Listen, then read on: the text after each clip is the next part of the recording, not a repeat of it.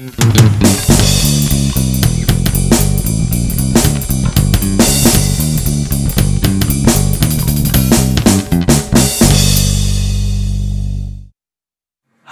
and welcome to Geno's Picks. I know, 2-2 last week. So why am I smiling? Well, not just because my record is still a nice 71% at 31-13, but anyone who follows these videos, and we're getting subscribers on YouTube and MySpace, so I love it, knows I follow 2-2 weeks strong. How strong? How about a 21-3, 88% record coming off the 2-2 weeks? So you guys are ready to bet big, am I right? Right, but first, you know what really grinds my gears? I'm sorry to be a broken record, but it's the replay again. Yes, I'm a Charger fan, and yes, you're a gambler, and we didn't touch the game, but God forbid, if you just watch the referees make the right call, go to the replay, and then fuck it all up. And what is the NFL's answer to this? Well, we need to let them watch the replay twice. That's like when you do coke and you can't get an erection, and you're like, maybe I should do more coke. That never helps. Neither will more replay. The replay's got to go. It never will, but it will continue to grind your gears, and now it's affecting us gamblers. Okay, let's bet.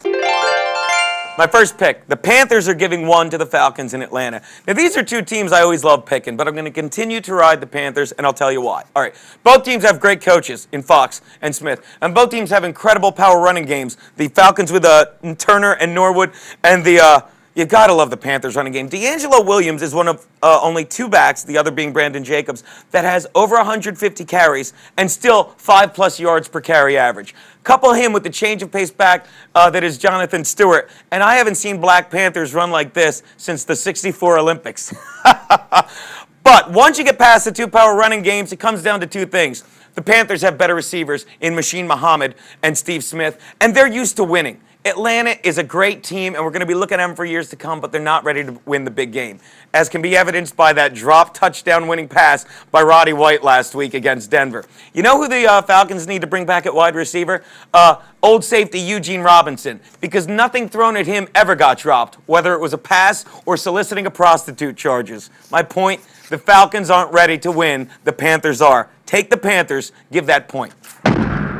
The Patriots are getting 1.5 from the Dolphins in Miami. All right, did everyone see the Dolphins barely beat the Raiders last week? I know I picked the Raiders, and they still stink, but that makes the Dolphins pretty bad. 2, did everyone see the Patriots lose Thursday night to the Jets? Think Belichick isn't pissed? Exactly. And you know I love Bill Belichick, and here's 3 things I can tell you about him. 1, he won't lose 2 games in a row, not this week. 2, he won't lose to Miami, not twice this season. And 3, he won't fall for the gimmicky horseshit that is the Wildcat offense again with Ronnie Brown and Ricky Williams. In fact, he has no time for it. When he was asked this week who he thought the better black guy in the Wildcat was, he said Nipsey Russell.